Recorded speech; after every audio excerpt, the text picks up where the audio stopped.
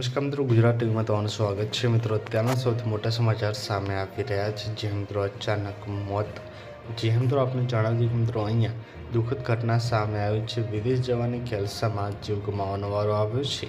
આ ખબર મહેસાણા જિલ્લામાંથી સામે આવી રહી છે। જ્યાં મિત્રો મહેસાણા જિલ્લાના રસાણસા ગામના મિત્રો 19 વર્ષના યુવકે ઓસ્ટ્રેલિયા જવાની કેલ્સામાં પોતાનું જીવન ટૂંકાવ્યું છે। મોતીપુરા ધાર્મિક પટેલ નામના એજન્ટ યુવકને મિત્રો ઓસ્ટ્રેલિયા મોકલવાનો વાયદો કર્યો। 29 લાખ પડાવ્યા।